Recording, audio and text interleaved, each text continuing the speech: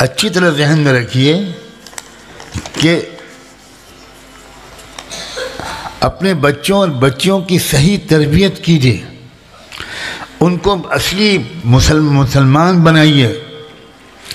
میں تو کہتے ہوئے شرما رہا ہوں، جو مجھ سے بہت سے لوگوں نے بتایا کہ کیا ماحول ہے یہاں کا، لڑکیوں کی تربیت میں ان کی مائیں کتنی کمی کر رہی ہیں کہ لڑکیوں میں کس قدر بے حیائی اور بے شرمی آ رہی ہے۔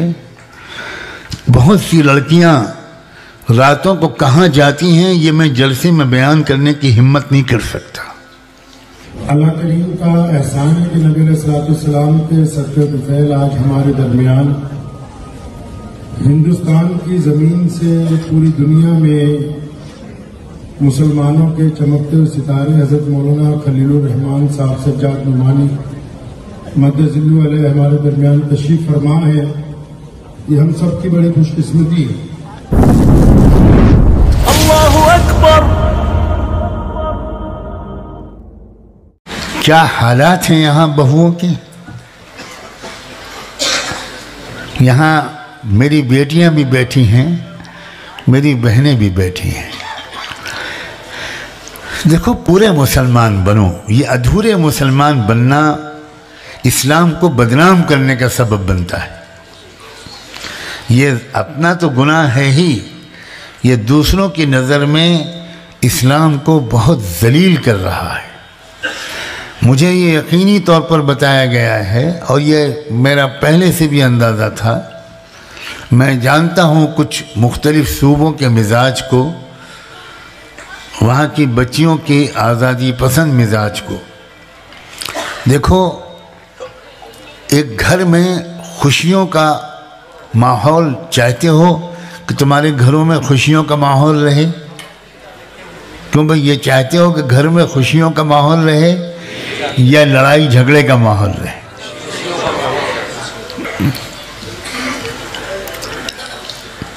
خوشیوں کا ماحول گھر میں بنانے کا ایک نسخہ بتاتا ہوں۔ شوہر جو ہے وہ اپنی بیوی کا خیال رکھے اور بیوی کے ماں باپ کا خیال رکھے، بیوی کے رشتہ داروں کا احترام کرے، ان کو اہمیت دے۔ بیوی میکے جانا چاہے تو مناسب وقفے کے ساتھ بیوی کو میکے جانے دیا جائے، چند دن وہ آزادی کے ساتھ اپنے ماں باپ کے ساتھ گزارے۔ اور اگر گھر میں خوشیوں کا ماحول چاہتے ہیں ہماری بہویں، ہماری بیٹیاں، ہماری بہنیں، تو انہیں چاہیے کہ وہ اپنے شوہر کو خوش رکھیں اور شوہر کے ماں باپ کو خوش رکھیں، شوہر کے ماں باپ کی خدمت کریں، ان کو یہ سمجھیں کہ یہ میرے ماں باپ کا بدل ہے۔ اگر یہ مزاج ہوا بہوؤں کا کہ انہوں نے اپنے ماں باپ کی خدمت تو کی لیکن ساس سسر کی خدمت نہ کی،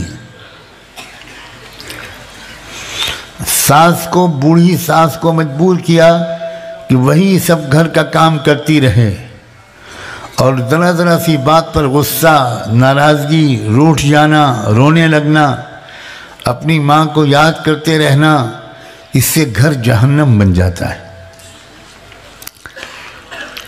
ایک شوہر جب دن بھر روزی کمانے کے بعد تھک کر فیکٹری میں کام کر رہا ہے، کارخانے میں کام کر رہا ہے، شام کو تھکا ہارا جب گھر جاتا ہے تو ایک شوہر کی خواہش یہ ہوتی ہے کہ گھر جاتے ہی خوشیوں کا ماحول میں دیکھوں، سب کو ہنستا مسکراتا دیکھوں، بچوں کو کھیلتا کودتا دیکھوں، گھر میں محبت کا ماحول دیکھوں۔ وہ شوہر روزی کمانے کے میں جو تھک جاتا ہے، اپنے گھر میں جا کر خوشی کا ماحول دیکھ کر اس کی تکان دور ہو جاتی ہے۔ آپ میں سے بہت سے لوگ، ان کو روزانہ یہ تجربہ ہوتا ہوگا، وہ آج چاہے میرے سامنے قبول کریں یا نہ کریں، ہوتا ہے نا؟ गवाही मिल गई मुझको। हाँ। और अगर इसके उल्टा होता है तो क्या होता है? घर पहुंचे, बीवी का मुंह लटका हुआ है, सीधे मुंह बात ही नहीं कर रही है, घर में लड़ाई झगड़े का माहौल है, माँ बहू की शिकायत, बहू माँ की शिकायत, तो वो जो शौहर का तकान है वो और बढ़ जाता है, उसका मूड खराब हो जाता है, उसको गुस्सा आ जाता है, और घरों में लड़ाई झगड़े का माहौल मुस्तकिल बना रहता है। बहुत से लोग जो बाहर हंसते मुस्कुराते नजर आते हैं, वो घर में हंसते मुस्कुराते बहुत कम हैं, वो सही में रहते हैं। ये इस्लाम नहीं है। आप इस्लाम को ये मत समझना कि वो आपको पहले मारता है, मरने के बाद खुशियां देता है, ये मत समझना इस्लाम। इस्लाम वो दीन है जो पहले दुनिया में आपको खुशियों भरी जिंदगी देना चाहता है, लड़ाई झगड़े से दूर जिंदगी, गुस्सा गर्मी से बिल्कुल पाक जिंदगी, मुस्कुराहट भरी जिंदगी, इत्मीनान वाली जिंदगी, सुकून वाली जिंदगी। ये इस्लाम को समझिए। इसलिए मैं अपनी प्यारी बेटियों और बहुओं से कहता हूँ, अल्लाह के वास्ते अपनी सास को अपनी माँ की जगह पर उनका एहतराम करो। मैं क्या बताऊं, मैं कितना दुनिया के घरों को टूटता हुआ देख रहा हूं और कितने दुनिया के घरों को जन्नत की खुशियां लूटता हुआ देख रहा हूं। एक बहुत पढ़े लिखे, बहुत खुशहाल, मालदार घराने में शादी हुई, मेरे ही जरिए से रिश्ता तय हुआ। जिस लड़की से मैंने रिश्ता कराया वो लड़की अमेरिका में पढ़ी हुई थी, बहुत हाईली एजुकेटेड, बहुत आला तालीम याफ्ता, लेकिन अल्लाह का शुक्र है कि वो मेरे दरस कुरान में बराबर शरीक होती थी और जो भी मेरे बयानात उसको सुनने को मिलते थे वो सुनती रही, वो दुनिया में कहीं भी रहे। तो उसने अल्हम्दुलिल्लाह बड़ी समझदार बच्ची, उसने जो कुछ सुना उस पर अमल किया। यही मैं आप लोगों से कहता हूँ कि सुनिए बयानात और अमल कीजिए। आप सुनते तो हैं लेकिन भूल जाते हैं, जिंदगी में कोई तब्दीली नहीं आती। आप बयान सुनने के शौकीन हैं, बुजुर्गों को देखने के शौकीन हैं, मुसाफा करने के शौकीन हैं, लेकिन उनकी बातों पर अमल करते होते आप तो अब तक आप कुछ और हो गए होते, आपकी जिंदगी से झूठ निकल गया होता, आपकी जिंदगी से गुनाह निकल गए होते, आप में सखावत आ गई होती। उस लड़की का निकाह हुआ, रुखसत होकर ससुराल गई। एक हफ्ते के बाद उस लड़की की सास ने, जो बुढ़ापे में कुरान हिफ्ज़ कर रही थी, क्या समझे, 60 साल की उम्र थी और वो कुरान हिफ्ज़ कर रही थी, इतनी दीनदार औरत थी। उन्होंने बहू को बुलाया कि बेटी, अब तक मैं इस घर को चलाती रही, अब अल्लाह का शुक्र है तुम इस घर की मालिका बनकर आई हो। ये हैं अलमारी की चाबियां, अब आज से इस घर की मालिका तुम हो, और ये है किचन की चाबी। अब मैं ये नहीं कहूँगी कि सब खाना तुम पकाओ, सारे काम तुम करो, नहीं, बिल्कुल नहीं। तुम नई नई दुल्हन बन के आई हो, जितना मुझसे खिदमत हो सकेगा मैं करती रहूँगी, लेकिन अब क्या पकेगा घर में, क्या बनेगा, कौन सी चादर बिछेगी, कौन सा पर्दा पड़ेगा, ये फैसला तुम करोगी। अब इस घर की मालिका हो। और मैं थोड़ा इजाज़त चाहती हूँ, मेरी ज़िंदगी के दिन थोड़े से बचे हैं, मैं ज़्यादा से ज़्यादा नफलें पढ़ना قرآن یاد کرنا، ذکر کرنا چاہتی ہوں تو بیٹی یہ ساری ذمہ داری تم سنبھال۔ اس بیٹی نے، جانتے اس بہو نے کیا کیا؟ جواب دیا۔ اس بہو نے جواب دیا کہ امی چابیاں آپ کے پاس رہیں گی، آپ حکم دیں گی، میں آپ کی خادمہ ہوں، میں آپ کی خدمت کے لیے آئی ہوں، آپ جو کہیں گی وہ ہوگا، کام کوئی آپ کو نہیں کرنا ہوگا، آپ تو بس مجھے بتاتی رہیے مجھے کیا کرنا ہے، میں سب کام کروں گی، میں آپ کی خدمت ہی کے لیے تو آئی ہوں۔ ماں نے اسے گلیجے سے لگا لیا ساس نے، اور بیٹی ماں کی گود میں، ساس کی گود میں سر رکھ کر رونے لگی کہ امی میں کتنی خوش نصیب ہوں کہ مجھے 2 مائیں مل گئیں، ایک ماں کو چھوڑ کر آئی تو آپ مل گئیں، آپ میری امی کی جگہ پر ہیں، بالکل فکر نہ کیجیے، میں گھر کو سنبھالوں گی، سارے کام کروں گی، آپ اللہ اللہ کیجیے، بس اتنی درخواست ہے کہ جب آپ اپنے لیے دعا مانگیں تو آپ میرے لیے بھی دعا کرتی رہیے۔ اپنے گھروں کے ماحولوں میں محبتوں اور خوشیوں کا ایک رنگ لائیے۔ اسلام آپ سے صرف نماز پڑھنے کو نہیں کہتا، اسلام آپ سے مسکرانے کو بھی کہتا ہے، معاف کرنے کو بھی کہتا ہے، گھر میں خوشیوں کے ماحول کو بنانے کو بھی کہتا ہے۔ اچھی طرح ذہن میں رکھیے کہ اپنے بچوں اور بچیوں کی صحیح تربیت کیجیے، ان کو اصلی مسلمان بنائیے۔ میں تو کہتے ہوئے شرما رہا ہوں، جو مجھ سے بہت سے لوگوں نے بتایا کہ کیا ماحول ہے یہاں کا، لڑکیوں کی تربیت میں ان کی مائیں کتنی کمی کر رہی ہیں، کہ لڑکیوں میں کس قدر بے حیائی اور بے شرمی آ رہی ہے۔ بہت سی لڑکیاں راتوں کو کہاں جاتی ہیں یہ میں جلسے میں بیان کرنے کی ہمت نہیں کر سکتا۔ آپ ہی کی تو بیٹیاں ہیں وہ، کیوں غافل ہیں آپ؟ دیکھیے، بچے اور بچیوں کی اچھی تربیت کرنا، ان کو سمجھدار بنانا، یہ ماں باپ کا سب سے بڑا فریضہ ہے۔ ہر باپ کو چاہیے کہ وہ ہفتے میں کم سے کم ایک بار اپنے بچوں کو لے کر بیٹھے، تھوڑا وقت دیجیے اپنے بچوں کو، کچھ بچوں سے دین کی باتیں کیجیے۔ آپ خود نہیں کر سکتے، کوئی بیان تقریر کی بات نہیں کر رہا ہوں، لیکن اتنا تو آپ کہہ سکتے ہیں کہ بچوں کبھی جھوٹ نہ بولنا، بچوں کبھی کسی پر ظلم اور زیادتی مت کرنا، کسی کی بد دعا مت لینا، کسی کی آہ مت سمیٹنا، اتنا تو کہہ سکتا ہے، ہر بے پڑھا لکھا آدمی کہہ سکتا ہے۔ بچوں کمرے کو صاف ستھرا رکھا کرو، گندگی مت پھیلاؤ، اپنے بستر کو صاف ستھرا رکھو۔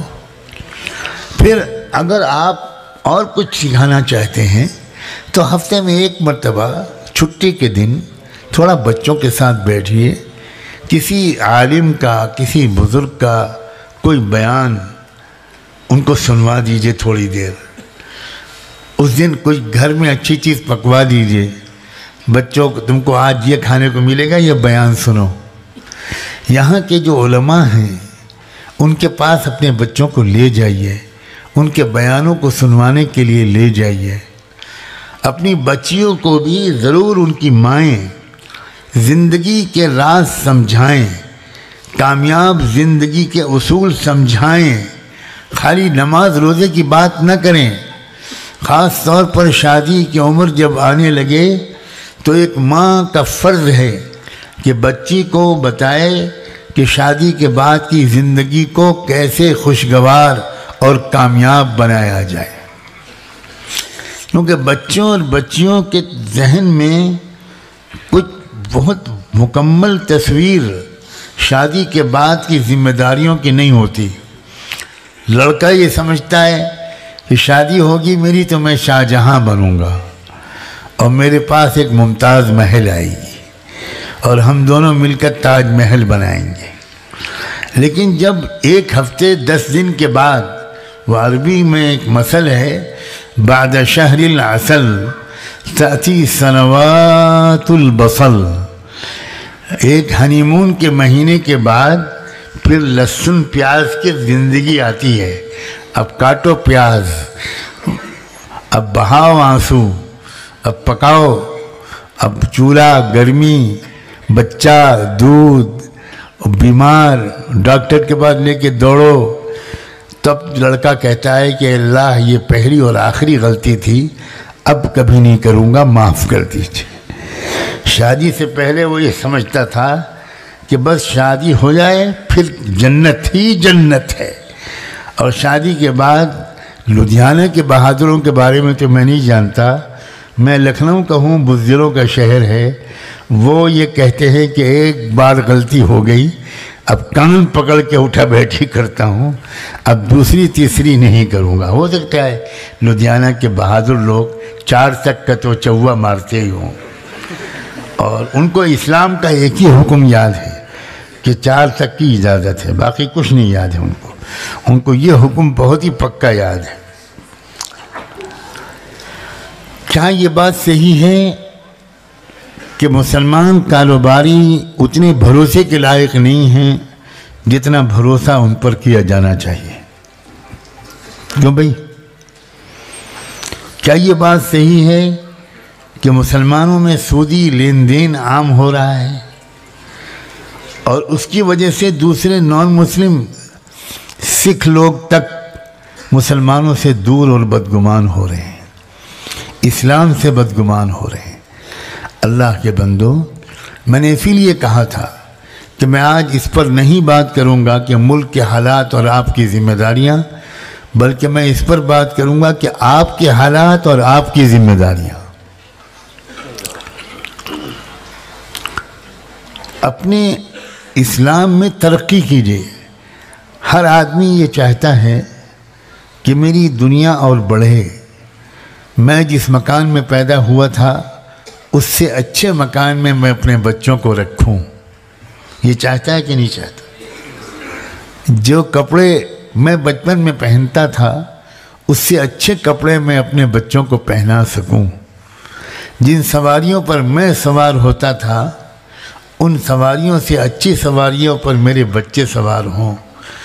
جو کھانا میں کھاتا تھا اس سے اچھا کھانا میرے بچے کھائیں۔ یہ خواہش بری نہیں ہے، بالکل اچھی خواہش ہے، اسلام نے اس کی پوری اجازت دی ہے۔ لیکن پھر یہ بھی تو سوچئے کہ جو ایمان میرے پہلے میرے پاس تھا اب اس سے اور بہتر ایمان بناؤں، یہ بھی تو کوشش ہونی چاہیے۔ جیسی نماز میں پڑھتا تھا اس سے اچھی نماز پڑھنے لگوں، یہ بھی تو ہماری تمنا ہونی چاہیے۔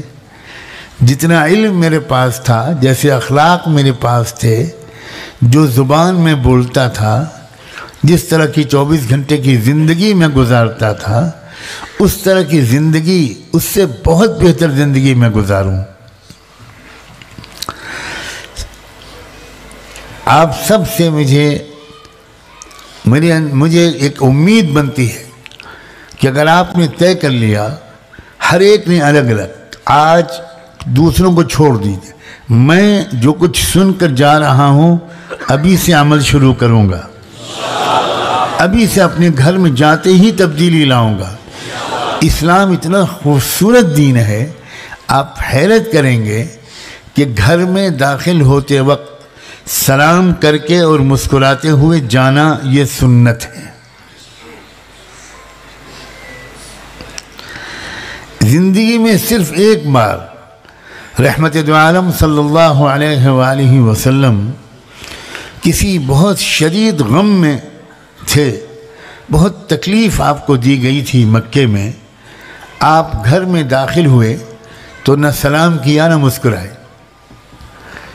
سلام ہو حضرت خدیجہ رضی اللہ عنہ پر، انہوں نے فوراً اللہ کے رسول کا ہاتھ تھامے اور پوچھا، میرے ماں باپ آپ پر قربان ہوں اللہ کے رسول، آج کیا ہوا، خیریت تو ہے؟ حضور نے فرمایا کہ کیا بات ہے؟ کہا کہ آج آپ گھر میں نہ سلام کر کے آئے ہیں نہ مسکراتے ہوئے داخل ہوئے۔ تو اب سوچئے ذرا، اللہ کے رسول الٹے قدم گھر سے باہر نکلے، پھر دوبارہ گھر میں داخل ہوئے، اس مرتبہ سلام بھی کیا آپ نے اور مسکرائے بھی، اور کہا خدیجہ اللہ تم کو اس احسان کا اجر عظیم عطا کرے، آج بڑی نیکی سے کے ثواب سے محروم ہو جانے سے تم نے مجھ کو بچا لیا۔ اب کتنے لوگ ہیں جن کو یہ سنت یاد ہے؟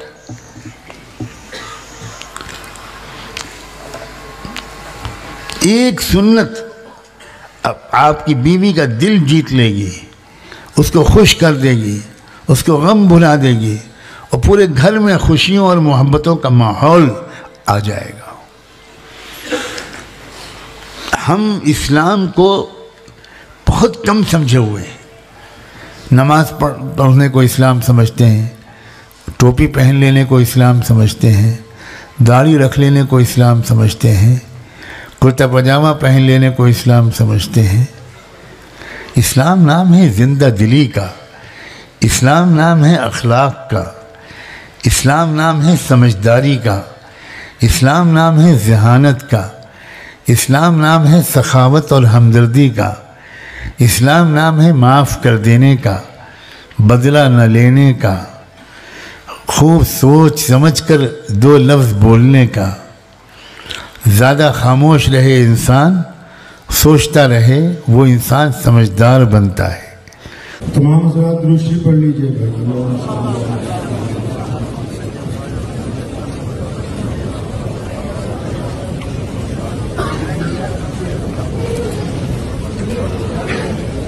اللہ کریم کا احسان ہے کہ نبی علیہ السلام کے صدقہ طفیل آج ہمارے درمیان ہندوستان کی زمین سے پوری دنیا میں مسلمانوں کے چمکتے ہوئے ستارے حضرت مولانا خلیل الرحمان صاحب سجاد نعمانی مدظلہ علیہ ہمارے درمیان تشریف فرما ہے۔ یہ ہم سب کی بڑی خوش قسمتی ہے۔ حضرت کے جو والد صاحب تھے حضرت مولانا منظور احمد نعمانی صاحب، تو ابھی جب حضرت خطاب فرما رہے تھے تو میں نے مولانا حبیب الرحمان لدھیانوی کی ایک کتاب موبائل میں کھولی، بس اس کے چند سطور آپ کی حضور پیش کرتا ہوں کہ 1948 میں مولانا ابوالکلام آزاد مرحوم کی زیر صدارت ہندوستان کے مسلمانوں کی عظیم الشان کانفرنس لکھنؤ میں منعقد ہوئی۔ تقسیم ہند اور اس سے پیدا ہونے والے خونی ہنگاموں کے بعد یہ مسلمانوں کی پہلی کانفرنس تھی، جس کے استقبالیہ کے صدر مولانا حفظ الرحمان سہواروی رحمۃ اللہ علیہ تھے اور شیخ الاسلام حضرت مولانا حسین احمد مدنی۔ ان حضرات نے رئیس الاحرار مولانا لدھیانوی کو بذریعہ تار اطلاع بھیجی کہ آپ لکھنؤ آئیں۔ تو مولانا حبیب لدھیانوی لکھتے ہیں کہ میں اس ارادے کے ساتھ لاہور سے دلی پہنچا، پھر لکھنؤ کے لیے روانہ ہونا تھا۔ تو اس ضمن میں مولانا منظور احمد صاحب نعمانی رحمۃ اللہ علیہ جو حضرت کے والد ہیں، انہوں نے لکھا ہے کہ میں کانفرنس کا پہلا دن تھا تو میں کسی ضرورت سے ظہر کے وقت مکان پر آیا۔ اس زمانے میں میری رہائش احاطہ سلیمان قدر میں تھی، اور جب میں کانفرنس کی طرف جانے کے لیے اپنے مکان سے چل کے باہر نکلا تو سامنے آنے والی سڑک جو لکھنؤ اسٹیشن چار باغ سے رکاب گنج ہوتی ہوئی گول دروازے اور کمپنی باغ تک جاتی ہے جہاں کانفرنس ہو رہی تھی، تو اس سڑک کو میں نے سنا کہ کوئی میرا نام لے کر زور سے آواز دے رہا ہے۔ پیچھے مڑ کر دیکھا تو تانگے میں ہمارے مولانا مرحوم مولانا حبیب الرحمان لدھیانوی ہیں۔ میں دیکھ کر حیران رہ گیا اور سوچنے لگا۔ میں شوق میں بے تابانہ تانگے کی طرف بڑھا، مولانا نے تانگا رکوایا، اتر کے پہلے بغلگیر ہوئے۔ اللہ نے مولانا لدھیانوی کو بڑا مضبوط دل دیا تھا، لیکن میری آنکھوں میں آنسو آ گئے۔ میں بھی ساتھ ہی تانگے میں سوار ہوا تو مولانا الرحمان لدھیانوی نے بتایا کہ مولوی حفظ الرحمان صاحب نے 2-3 تار دیے، اسی طرح میں آ گیا ہوں۔ ہوائی جہاز نہیں ملا لیکن دہلی سے ٹرین میں آنا ہوا۔ تو اس تانگے میں جو بڑی قیمتی بات مولانا لدھیانوی نے مولانا منظور احمد نعمانی صاحب سے فرمائی وہ یہ تھی، فرمایا ہندوستان اور پاکستان میں ان دنوں جو کچھ بھی ہوا ہے تو بس یہ مجھے اس میں ملا ہے کہ شرک کی تمام رگیں کٹ گئی ہیں، اب اللہ کے علاوہ کسی اور ذات کے اوپر کوئی انحصار نہیں۔ یہ بڑی تاریخی بات ہے کہ ان واقعات نے اتنے بڑے اکابرین کو یہ درس دینے کے لیے ہمیں سامنے لا کھڑا کیا کہ حالات جیسے بھی ہو جائیں تو حالات کے قدموں پہ کلندر نہیں گرتا، ٹوٹے جو تارا تو زمین پر نہیں گرتا، گرتے ہیں سمندر میں دریا تو بہت سے، لیکن کسی دریا میں سمندر نہیں گرتا۔ حضرت موجود ہے ہمارے درمیان، تو اکثر ہم کہتے ہیں ملک کے مسلمانوں کو کہ گھبرانے کی ضرورت نہیں، پنجاب محبت کا علمدرار ہے۔